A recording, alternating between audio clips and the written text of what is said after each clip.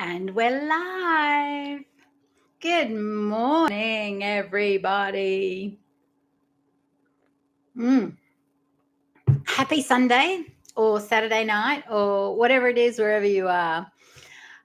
Today's topic, now I put up a poll last week as to what you wanted to talk about. And we had weight loss surgery. And that's cool. I can talk about that till the day is done. And what's been really interesting is that this last week, I have been editing and it's taking forever. In fact, it's been probably the last 2 weeks. I have been joining together all of my weight loss surgery videos to make it one big, long documentary. And it's nearly there. And it's been so fascinating for me going back to the start of my journey and watching it all over again and asking myself, would I do it again? And yes, of course I would. And especially from sitting at this stage. But there are things that I came across as I went along watching all of these. And I was like, oh, so nobody told me that. Hi, Lena. It's nearly there.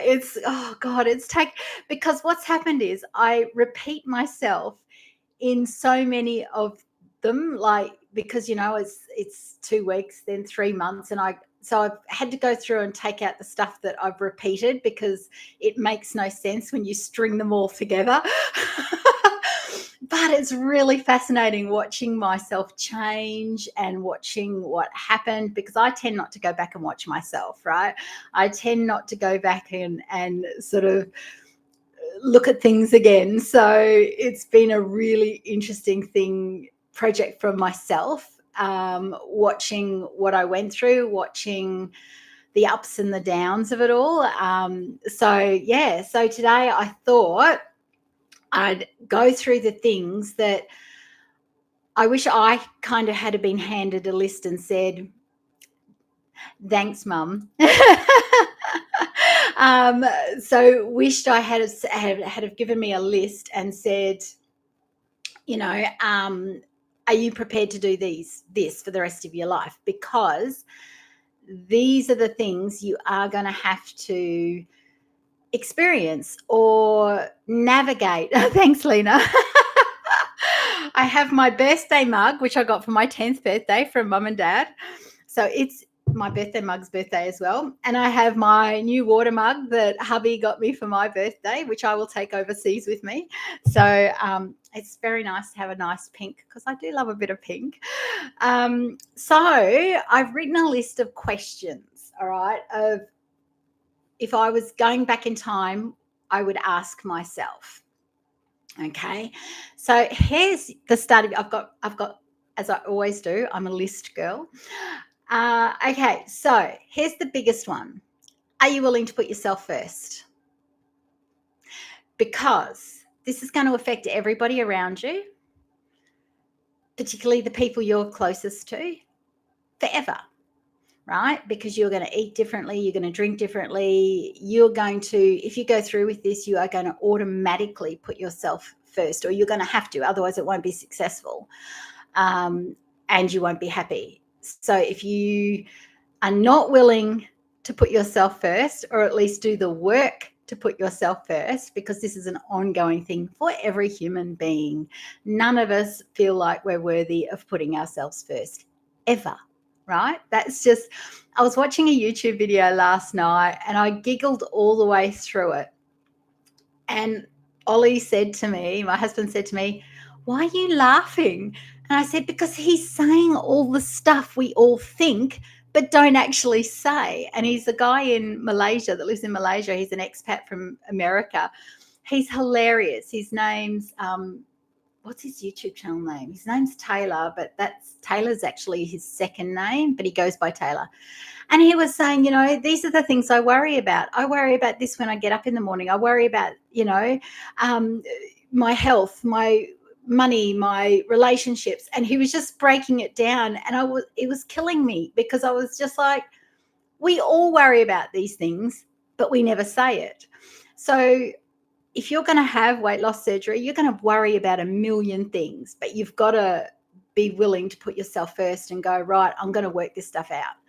And one of the things I said through that documentary that I've been editing consistently, the inner work, the inner work, the inner work.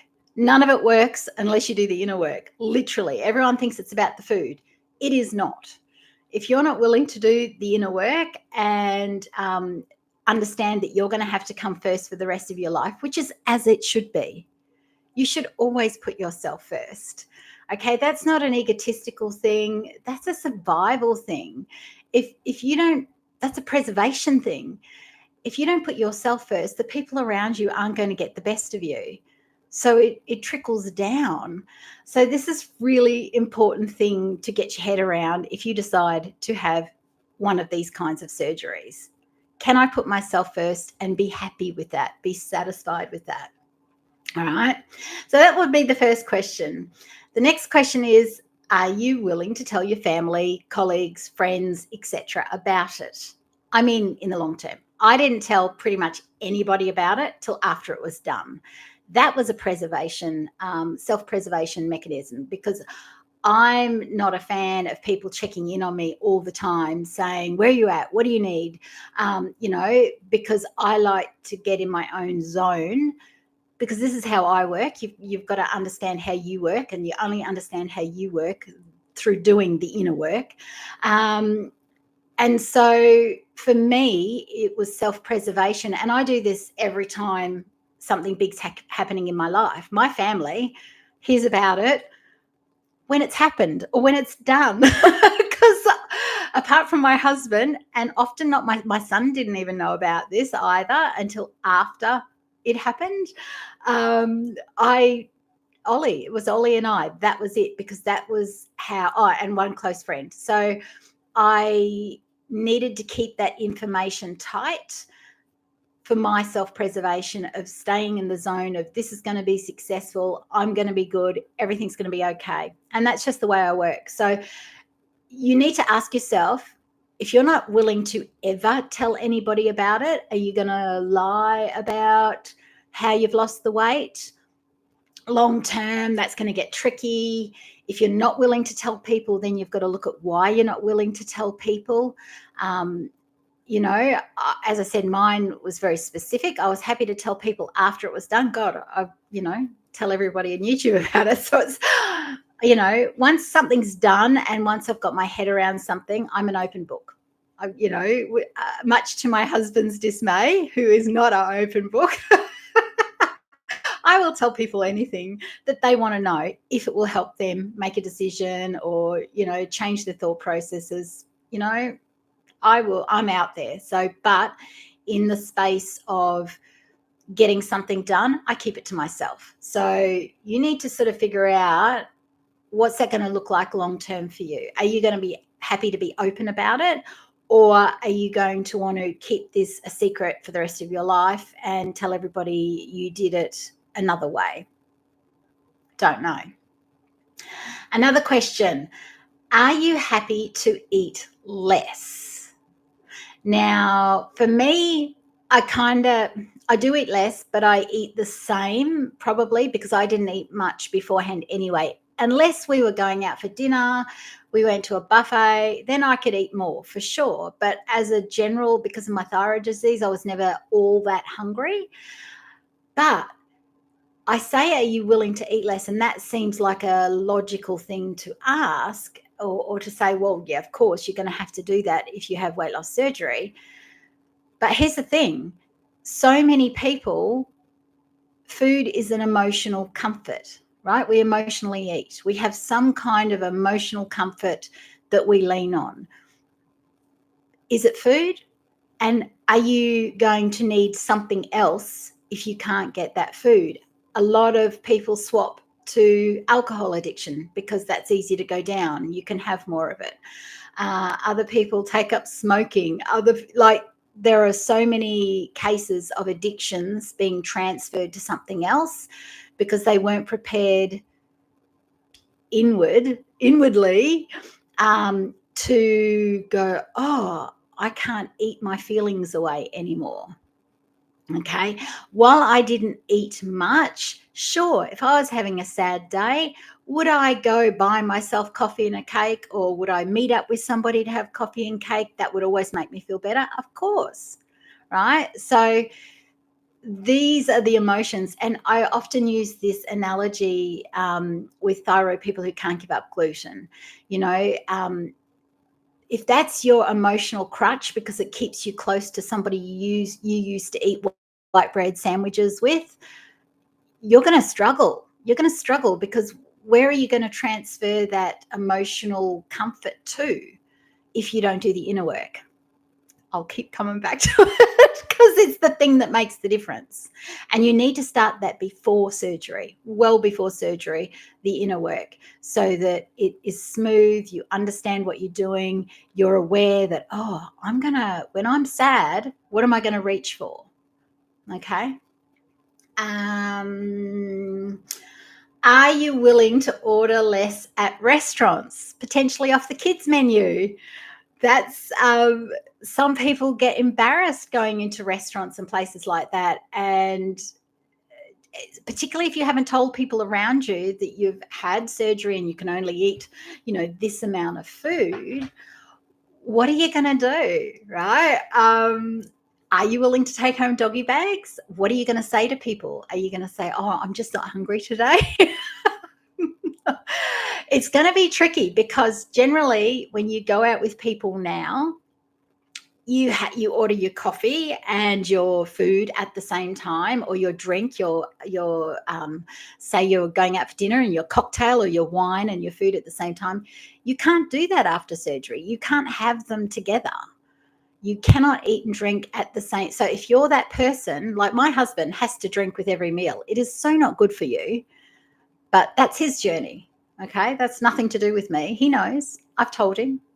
And I don't need to tell him over and over again at every meal that it's not good for you anyway. But if he was to rock up for surgery, he would struggle because he has to take a drink after every bite of food. And that is a lot of people. I've seen that time and time again. So you can't do that after surgery. It will make you sick. Okay. So are you prepared for that? In restaurants, are you prepared to order off the kids' menu and not think anything of it? Some restaurants won't let you order off the kids' menu if you're an adult. I have seen little cards go around that get professionally printed up. You can do it yourself, saying that you've had, weight loss surgery, and please allow this person to order off the kids' menu. I'm like, I don't like to make a fuss like that, right? I don't need to make a fuss like that. I go in. In fact, even in the early days, I would take with me a lunchbox whenever I met a friend for breakfast. I would order a breakfast burrito that would always come cut in half, and then I would cut that in half again, so I could only eat a quarter if I was lucky. It's pretty much for life, Lena. You can't eat and drink at the same time. I can now, after I've eaten, I can drink a lot sooner now. But certainly for a really long, you've got to know this before you go in. I can now take tablets straight after my food and only just knowing that I'm only taking a small sip. All right. But no, pretty much I can drink, and now I can drink right up till when I eat. But it used to be you wouldn't drink for probably a half an hour before you started eating, and then it would be 45 minutes or so afterwards in the first probably year, which I have to tell you, as a naturopath and from a health standard, that's actually what you're supposed to do anyway, because liquid dilutes your stomach enzymes, so it makes it harder to digest your food. That's why I tell my husband, you shouldn't be doing that, right? But again, that's his thing. But you literally won't be able to do it, because if you drink right before a meal, or you go out and you have your glass of wine, you will be too full to eat straight away. You can't. All right, which brings me to a mentor of mine in kinesiology. She had also had gastric sleeve surgery and gastric bypass surgery, and she was the one that taught me when you go out with people, you order your coffee first, you drink your coffee, you sit on your coffee and chat. Then after because if you're going out for coffee and a chat, you're there for a while generally. Then when you finish your coffee, then you order your food. And by the time that comes out, enough space has passed to do it.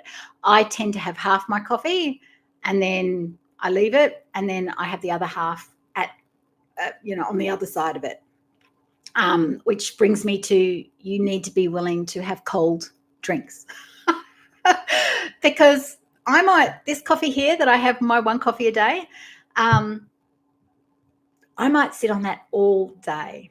I try not to drink coffee after about 2 or 3 o'clock, but it's not unusual for me to go, oh, look, I never finished that coffee at like 4 o'clock when I'm heading into the kitchen to start doing things. So I scull it. And I say scull it, that's another thing you can't do. If you're a guzzler of drinks, you cannot guzzle drinks after weight loss surgery, right? It's like eating too much. It feels horrible. I can certainly, in the early days, I could only sip. And even if you take a mouthful, you learn to swallow it just a tiny bit at a time, not that whole mouthful at a time. Now I can certainly drink a lot more. I don't have to sip, but I certainly, being in a hot environment and moving to a hot environment, I certainly can't guzzle an entire container of water like I could before. Okay, so that's another thing with drinks. You cannot do that. Same with your coffee. You'll sit there for hours on your coffee, but that's okay. That's okay for me now. But you've got to be aware that that's what's going to happen after weight loss surgery. You can't eat and drink them together. So in the early days, in fact, even for pre-op surgery, I started straight away because I had trawled all of the sites and I knew all of this information, a lot of it beforehand. So I started even with pre-op, and I only know this because I rewatched the videos editing them together, where I said that even in pre-op, I would have my soup for dinner, which was the OptiFast soup. And then 45 minutes later, I would have the shake. It will all be explained in that video, but I purposely started, even though I'm not a drinker, I don't feel the need to drink after every bite of food like my husband does, and I never have.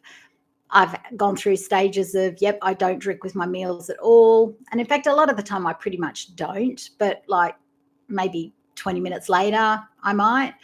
But I literally, right from the get-go for pre-op, started purposefully making sure my liquids were well away from my foods to get used to it, just to start my brain understanding that we don't do this now. Okay. So this morning, so it's 7:20, I had my breakfast at 6 a.m. So now I'm good to drink the coffee. Okay. So it's a tricky one, but it's one that you need to know about if you're going to go ahead with this, because there's no getting around this. You try and do them together, you will throw up. It won't stay down. You won't feel comfortable. Not good. Okay. But it's no big deal if you're willing to get around it. Do the inner work to make your brain understand that, no, this is okay. We're perfectly safe. Just because we can't eat and drink together doesn't mean to say we're about to die, right? Because this is what our amygdala, our ancient brain, is telling us, that this is, oh my God, no, we can't do this. Of course we can. We can do anything, right? We've just got to tell our ancient brain, we've got to tell ourselves that we're okay, that we're safe, that this is okay now. This is our new normal. Okay. It's like when you get diagnosed with thyroid disease, you take your tablet and you have all the things. It's your new normal. And this will be no different, but you still need to be aware and make that choice so that you can step into that new side of you and go, no, I can do this. I can do anything. All right. You would have been trained not to drink with meals from a young age, thanks to the alternate doctor that we went to. Yep, that was a message from my mother. Yes, we didn't drink meals. Yeah, because mum went to a naturopath from a very young age. So there was always that kind of little bits and bobs. But that's how long that has been around. If you're drinking with your meals, and you can't, and that's a stressor for you to think that you can't, that's the problem that you need to work on with your inner work, right? Because that shouldn't stress you out at that thought. But I know it would stress my husband out. Okay, so I understand if it does. Okay, what else have I got? Able to eat and drink at the same time. So I've got here, can you do that now? So start trying that now. Have a go at doing that now and see how you feel. See what you've got to work on. What feelings come up with you? What makes you scared about that? What is it? Is it a feeling of you're going without something? Which case that's going to be a struggle when you have weight loss surgery, because you're going without a lot of things after that. So on the drinks in my list here, you can't have fizzy drinks. Okay. Not even, and I'm not talking about from the sugar content, anything carbonated can stretch the stomach back. Okay. Because if you think about it, the gas bubbles are blowing up inside your stomach, right? So fizzy drinks over time will stretch your stomach. So fizzy drinks have never been something I've enjoyed anyway. I remember even when I was younger, I remember watching my older brother guzzling down, all the drinks, and I'd be like, Solo. I didn't mind Solo because it was less fizz, but all the others so that wasn't such a hard one for me to go, oh, that's okay, no big deal. But if you're a fizzy drink, because again, I'll use my husband, and I hope he's not the other person watching, because he does pop in to check in on me. He likes, although he doesn't drink them a lot now, but you can see he does this, and he must enjoy the sensation of the bubbles in his mouth. So if that's why you drink fizzy drinks, then that also is something you're going to need to work on. Okay. So, and as I said, I'm not saying, oh, you just can't have the sugary fizzy drinks. I'm talking about even the soda waters and the sparkling mineral waters. No, anything that's carbonated is not good for your stomach. Maybe every now and again I've sipped on a rum and coke of my husband's here and there. That sort of thing, but it's a sip, nothing more. And it's certainly not every day, every week, every month. It would be once a year on a holiday kind of thing. Okay, so fizzy drinks is a big alarm bell for your new tummy, right? Because you hear, actually, that speaking of tummy, I don't know why it just came to my mind, but you hear of people say, oh, your stomach's being cut down to the size of a banana. It's not a banana, it's a cheese stick. It is a cheese stick. So that is the more accurate term of how much space you have in your stomach after this surgery. So anything that's what keeps the hormones gone and that kind of thing. You restretch your stomach, you will bring back those hormones. Okay, so yeah. Are you willing to give up your favorite food? Potentially.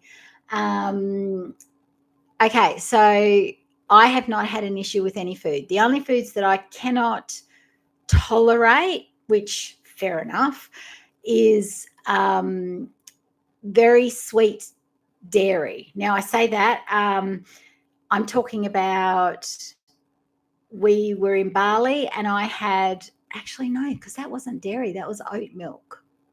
So the first year after surgery that we went to Bali, so this would have been 8 months after surgery. And so I was eating anything pretty much at that point. So we went on holidays, but we went to Starbucks, and our holiday tradition has always been a caramel frappe, which is, icy and ice creamy, and Bali's stinking hot. So you go for a big long walk, and that tends to be our like first day treat, no matter whether we're in Singapore or Bali or wherever we are. Anyway, I got an oat milk one, and I drank it so quick, and I drank probably only, this much maybe of it, really, like, it was sipping, but I felt really sick really quickly. So that high sugar, milky, same with ice cream. I can have like a spoonful of Ollie's ice cream or gelato or whatever, and then that's it. So that's the only thing that I've discovered that turns my stomach pretty easily, is kind of that high sugar dairy kind of, as I say dairy, but that one, pardon me, was in oat milk, so that wasn't dairy, but it still had that same kind of effect to me. But what if your favorite food of all time, whatever that is, you can never eat again? Are you still willing to go through with it? Okay, you've got to be, if you're, and that doesn't matter whether it's healthy, not healthy, dairy, something you shouldn't have, something you can have, doesn't matter. If you can't live without your scrambled eggs for breakfast every morning and you can never eat eggs again, are you still willing to go with it? These are because you don't know how you're going to react. I had a really easy journey. I did the inner work. I tested everything. I was sensible about stuff. I followed most of the rules, but I put down the fact that I could eat anything that I wanted. I choose not to most of the time, but I can eat anything I want. And I put that down to the inner work. I really do. Because there's no other reason, because I hear of so many stories of other people who can't eat this and get sick eating that and all the things. Why did I get lucky? I didn't get lucky. I don't ever think luck is part of it. To me, it's not. It's the effort you put in. And I put in a lot of effort around my thought processes, my belief systems. All right. So, but you still have to ask yourself, if there's something, I don't think there's a particular food. My favorite food before surgery was pot stickers, right? Dumplings that have been fried in a pan, so they're soft on top and crispy on the bottom. Favorite food of all time. So that would have been my, are you willing to give that up? And yeah, I was willing to give that up because I couldn't conquer what I'd been trying to conquer. So no food to me is going to stop me from attempting to make my life better. But I had to do a lot of work around that. So if you're not willing to do the work around that, potentially you could have the problems. But it's all the same thing, all the things that can go wrong, all the things that could be terrible for you, it's all around your belief systems. It's all around your emotions, okay? You know what's really fascinating? And I think I said this last week, or I said this to somebody in the last week, I can't remember who, but none of us, whenever I put up a poll or something like that, or if I do a thumbnail where it's got to be about the emotions or let's talk about feelings, nobody wants to go there. Yet everything we do is based on our feelings and emotions. Every single thing. Yet nobody wants to look at them. I'm one of those rare people that I'm like, oh yeah, I want to face my demons. Let me face that. And if that's true about me, I'll deal with that, right? Let me work on that, because I just, I want to get better. I want to improve my life. I'm in the second half of my life. I turned 54 today. So, 50 was the first age where I suddenly went, oh my God, if I'm lucky, I'm halfway. If I'm lucky, right? Most of us don't get to 100. So I'm closer to the end than I am to the beginning now. So to me, I'm very much like, I want to face my demons because I want to enjoy life. So I want to make the most of what's left. And so I do. I face my demons, but not many people are willing to face their demons. And that blows me away. Only because that's the way I am.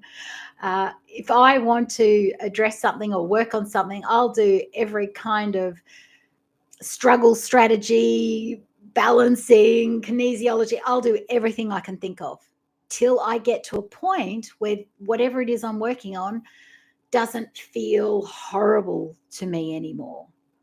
Okay. Doesn't matter how it feels to anybody else. It doesn't matter if somebody else goes, it's fine. Don't worry about it, because it's you. It's how you feel. And that's the same with having this surgery.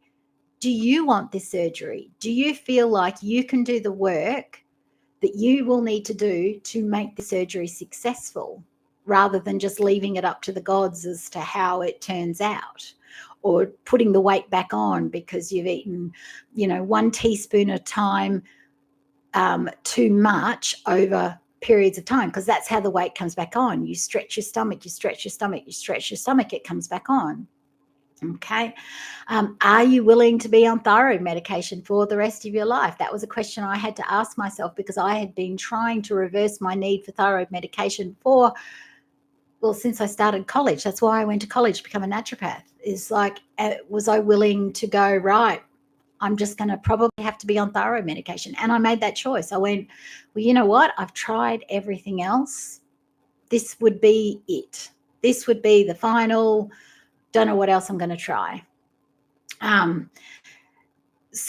on that note, I've said here, after, are you willing to give up your favorite food? I've said, are you willing to increase your protein intake? I struggle the most on my period, lots of cravings and not wanting to do anything. Okay, here's a tip for your period, Lena.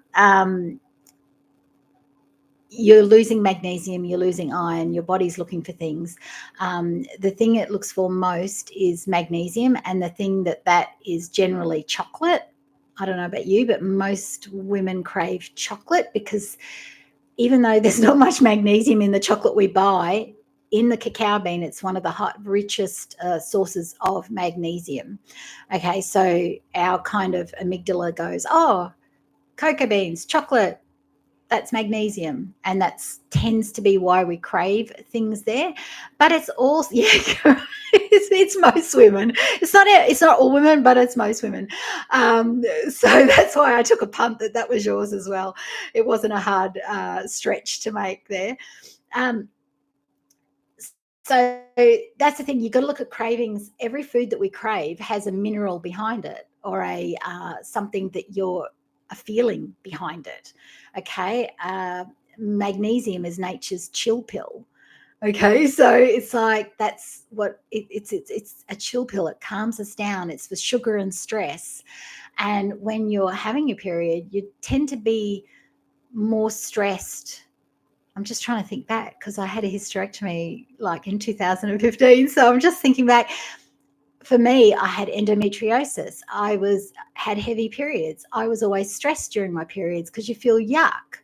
Okay, so it makes sense that you would crave something, that would make you chill out a bit more, so the magnesium, and B, something to make you emotionally feel like it's okay, it's all right, we'll get through this. Okay, that's what we do. We automatically, this is what I mean about the feelings. Nobody wants to address the feelings, but it's the feelings that drives everything in our life. Everything. So this is kind of my message to the world. And this is why the kind of deep dives that I do right now are very much, mind, body, and soul, because if we don't address the feelings, we're never going to deal with all of this. Okay. When I said, so your favorite food, giving that up, are you willing to increase your protein intake, which is hard if you're vegan? Now, are you willing to give up the way you eat now? And I don't just mean the amount you eat, or eating with drinks, that kind of thing. I'm also talking about the protocol that you follow.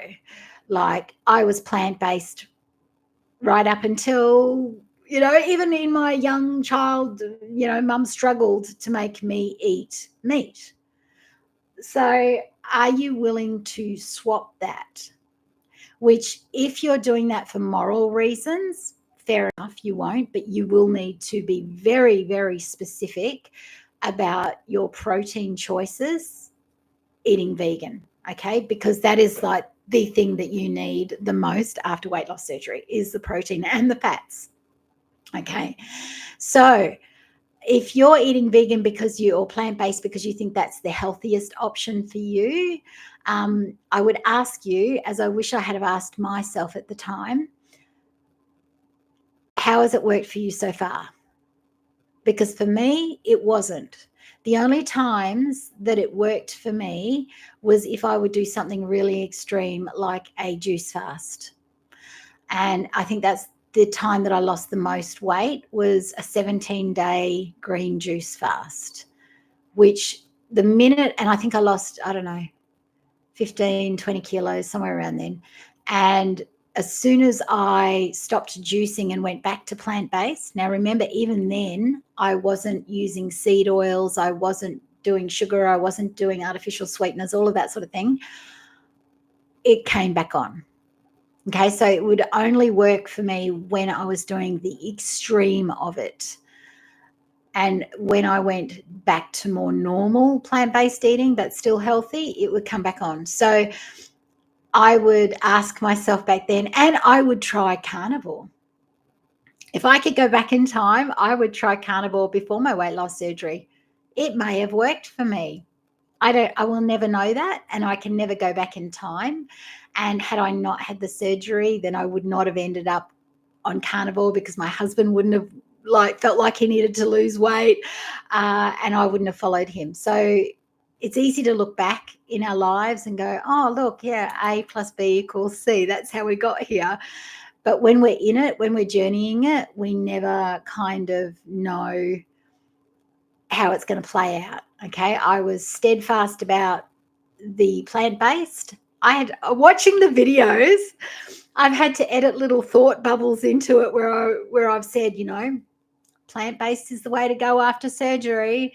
And it's so hilarious watching my evolution during those 2 years. But here's the thing, if you're not willing to change with however you've got to change through the journey, then that's going to be a problem too. Okay, I've always been open-minded with my health. I have always, apart from the fact that I was solid in my belief of plant-based, I was still willing to look at all sorts of different options. But yeah, the biggest one would have been carnivore, and I never would have thought in a million years. But when it happened and when that came about, I was open-minded enough to go, and it helps that I'd done a lot of inner work by then. Okay, I'd done the inner work about everything going successfully, but sort of as a side effect, I was more open-minded and not as worried about things. So therefore, I wasn't as worried about, oh, I'll just eat what Ollie eats. Whereas in the past, I'm like, oh, no, I cannot touch what Ollie eats. So maybe the inner work got me to a point where I was like, sure, I'll just eat what he eats because it's easy. We're going away in 3 weeks, no problem. So it's funny how it all plays in together, but the bottom line with all of this is if you're not willing to do the work on yourself and in doing so put yourself first, then you're going to struggle. You may not struggle. That may just be my belief system. Remember, we all have our own belief systems.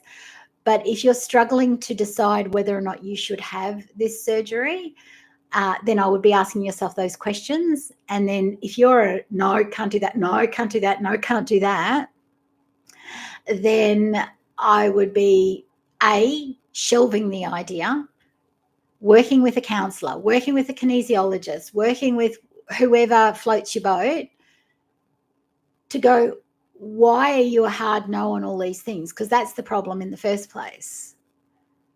Because if you're a hard no on all of these things, you're going to be a hard no on changing your life in any way for the better. Okay. The last thing I've put down here is, are you willing to take supplements for the rest of your life? Because potentially you will. Whether you do that in liquid form or whether you do that in spray form or supplement form, doesn't matter.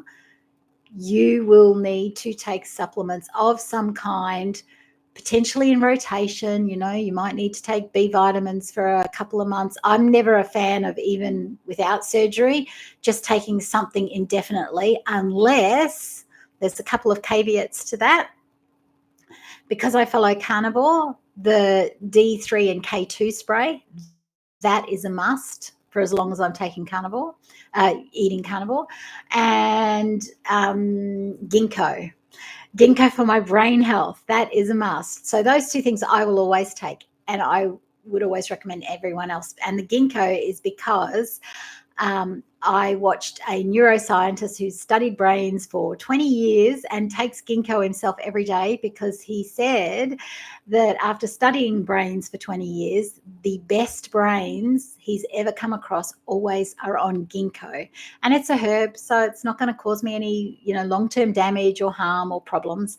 So ginkgo is always in my husband's and my little pill thingy. And then the spray, the D3 and K2, as long as I'm on carnivore, I will always take that. The rest of it, I do like I've always done in the past. I alternate. I don't believe we should be on any B vitamins or minerals or whatever long term, unless there's always an unless. It's a absolutely Brazil nuts every day for an indefinite. I still take Brazil nuts. I say I'm carnivore, but I still eat. I have them in the fridge door, and 2 Brazil nuts every day without fail.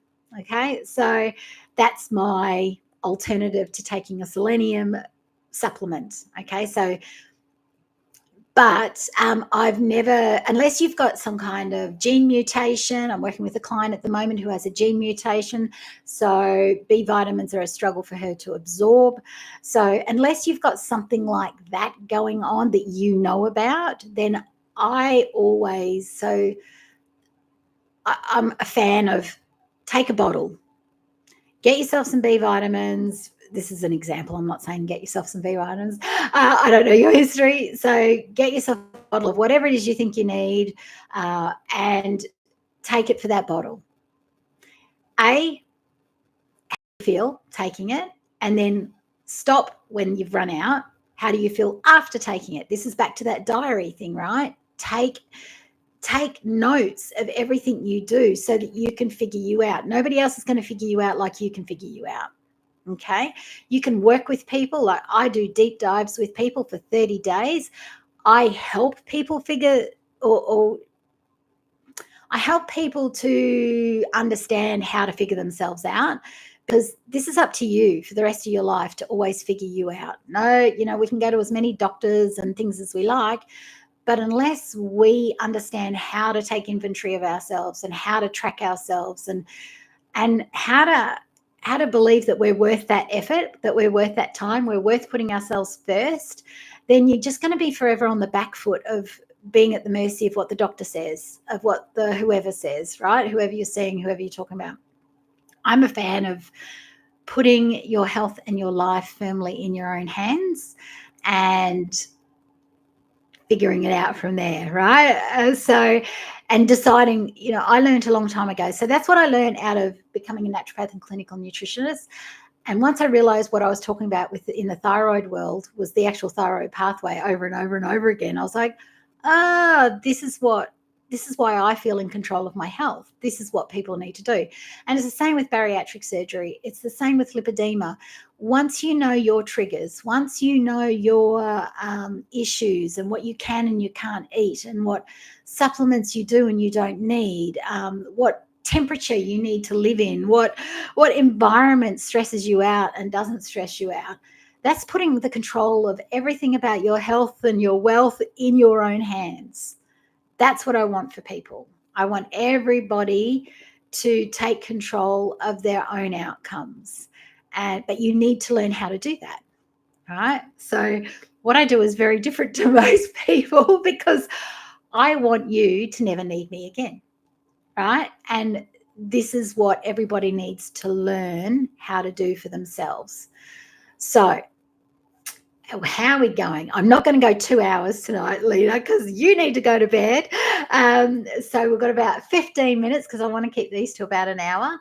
Have you got any further questions? But a Brazil nut, absolutely. Nature's selenium pill, right? But yeah, hit me up. What are the questions? Here's a question. What are you afraid of that makes you not want to do this?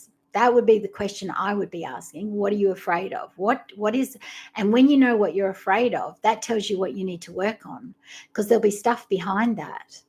So what are your fears of going into this? That's probably afraid of the pain and regaining the weight. Right.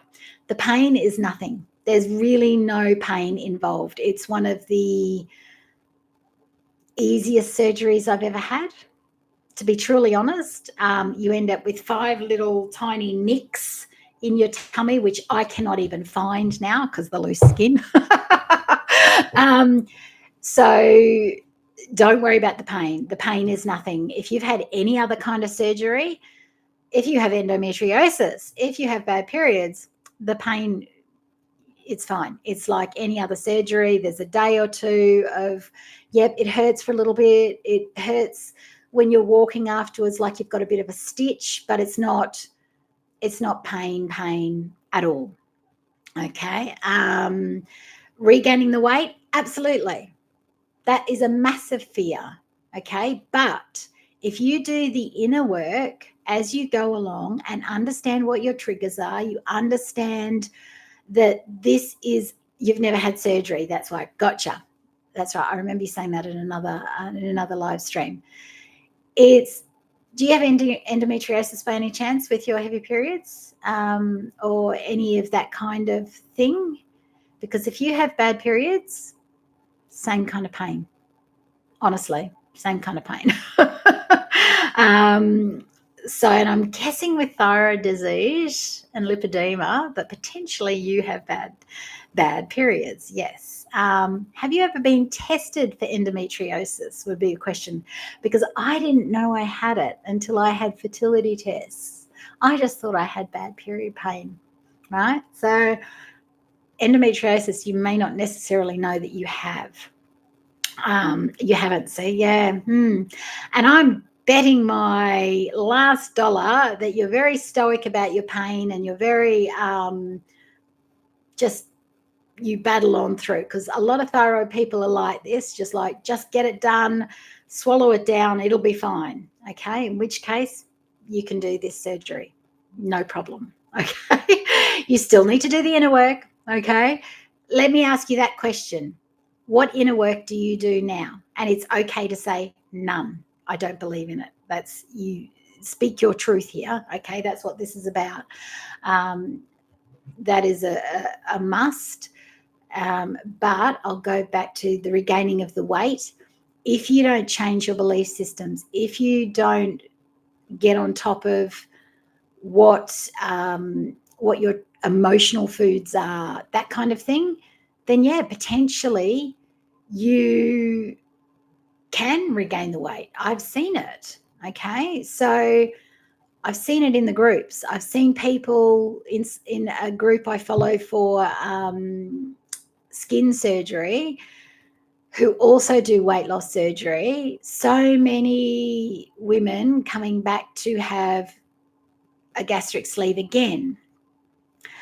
Perfect. Okay, that's a great starting point. Okay, you need to double down on it.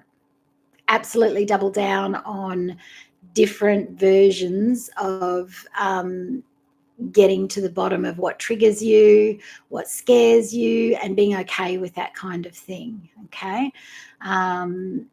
Yeah, that's a big thing, but journaling's a good start because that tells me at your age that you're willing to go there. Oh, pardon me.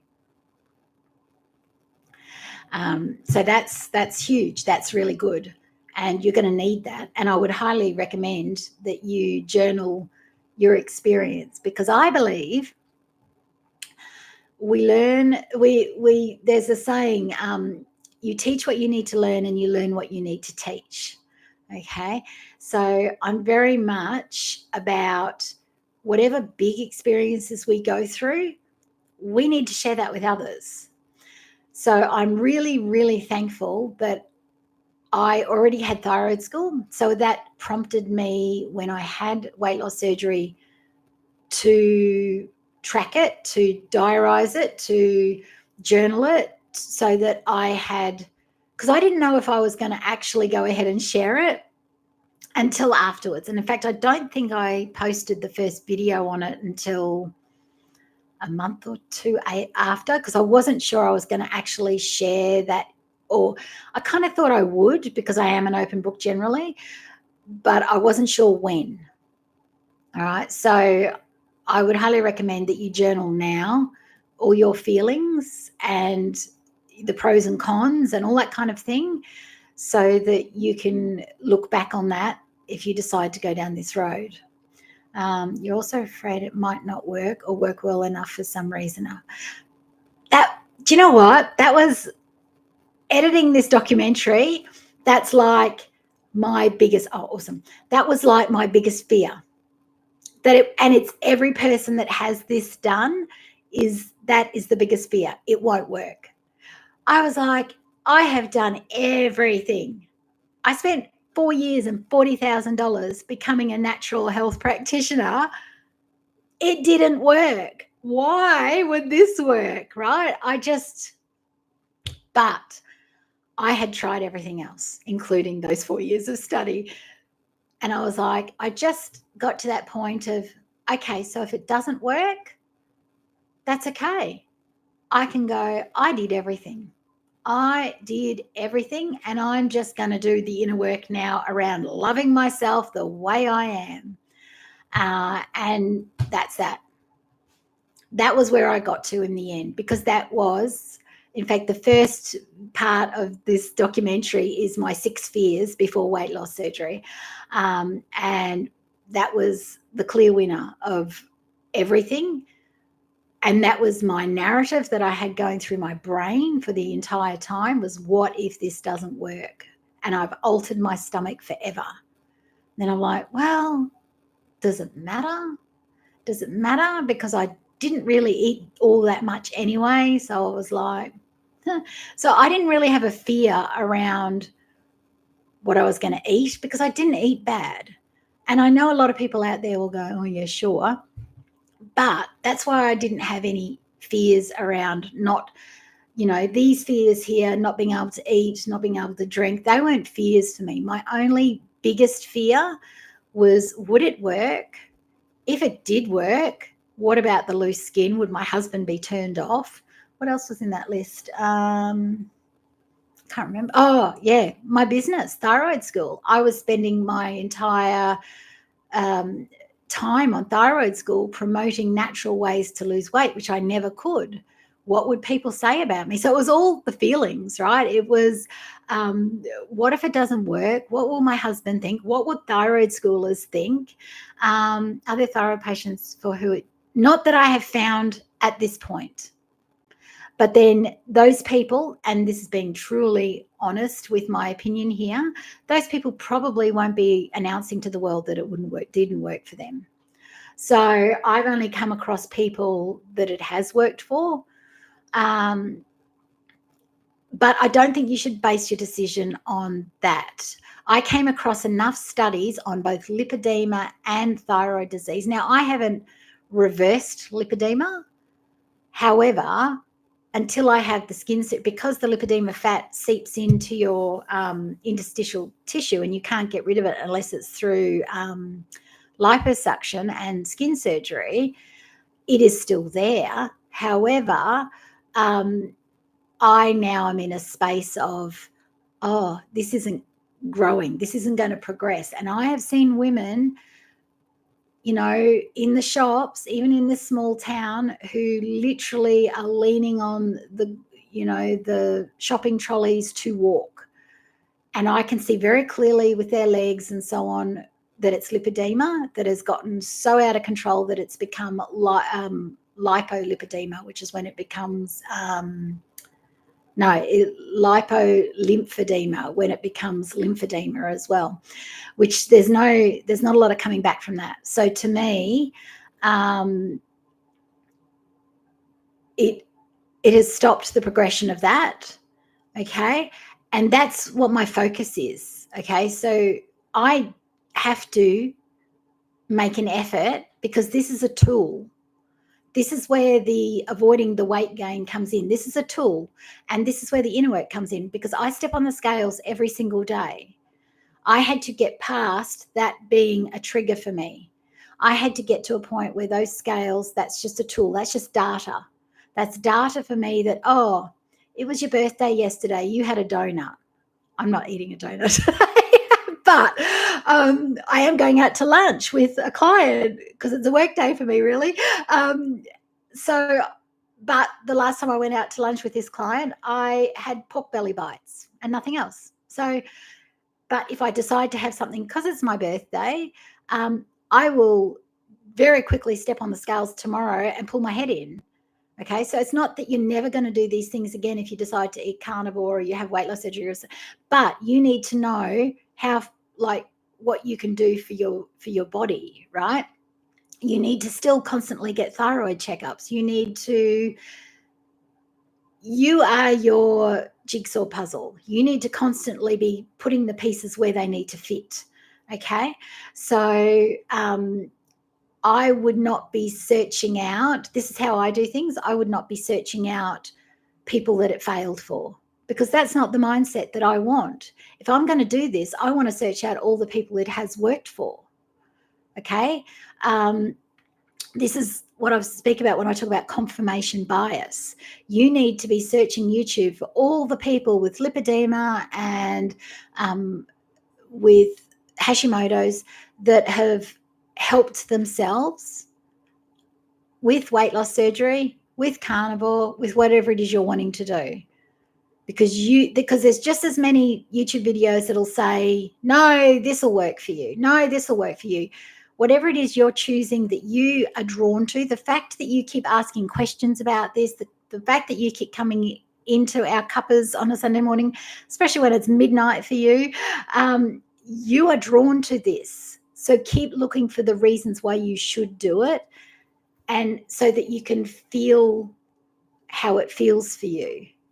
Okay, if you keep looking for the pros and the cons apart from the basics, and I've just told you all the cons. Honestly, these are the cons.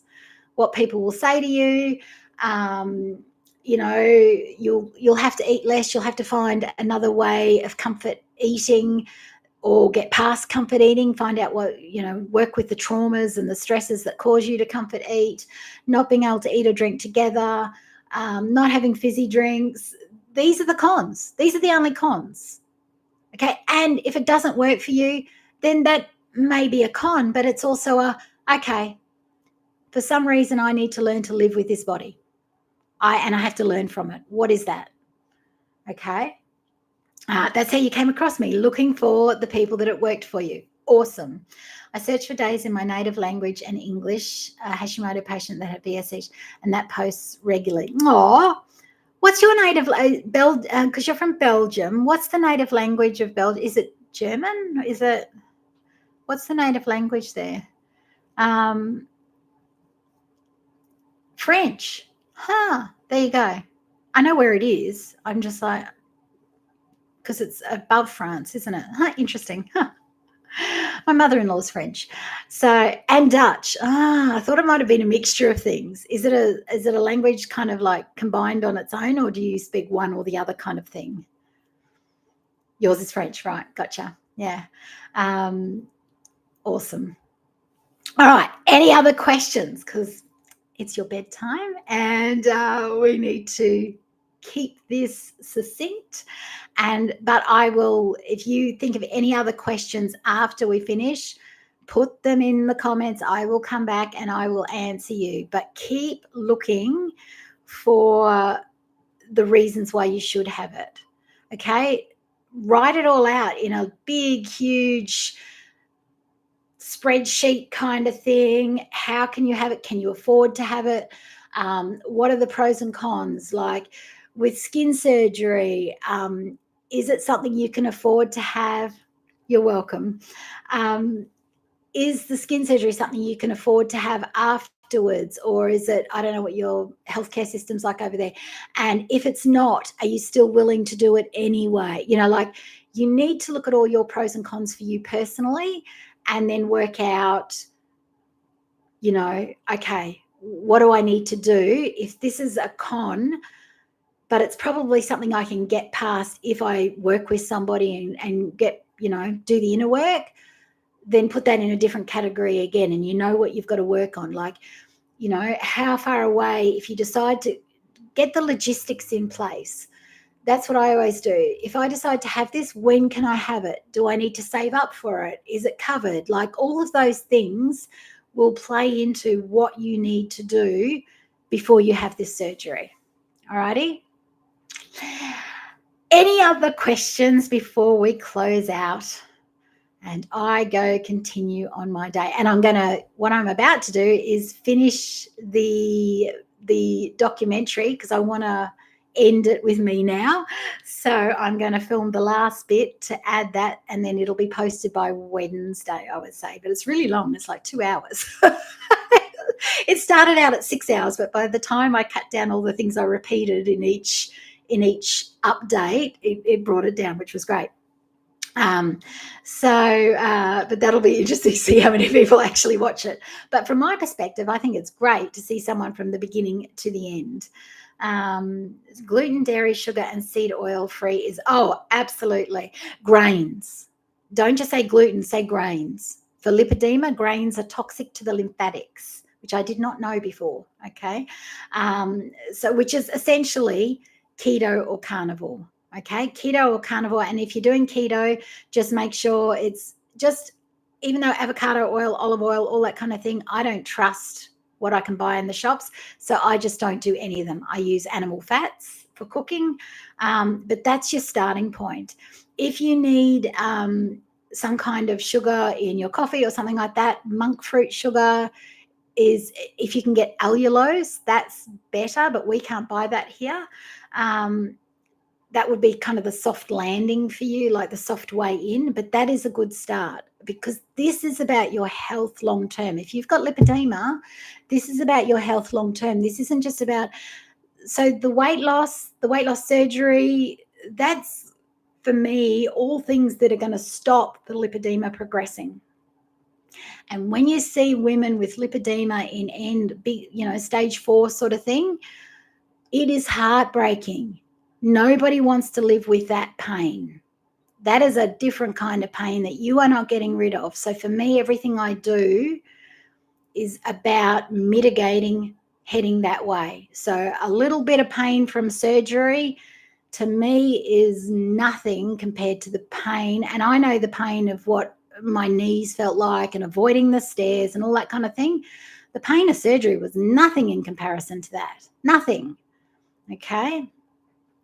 Sometimes I like to eat dark chocolate, 72%. Is it really bad for Hashimoto's or lipedema? Yeah, Lena, okay, that's a balance thing. Okay, as I said, some days you're going to have a bit of chocolate. Some days you're going to have, a bit of cake. But if for the most part you are following those basic rules, the short amount of time, as long as you can have those things and still bounce back to your normal clean diet, you're good. If eating those things then sets you on a trajectory of eating more, then no, you're not there yet. You have to cut it out. But yeah, that's knowing yourself. Okay, if you then cannot go back to eating normally the next meal, then no, you're not ready to have that bit of chocolate yet. You're not ready to have that, whatever it is. Okay. I now know I can have something and go back the very next meal to just protein. So I'm good, and I've done the work to help me get there, to know that, I'm not going without.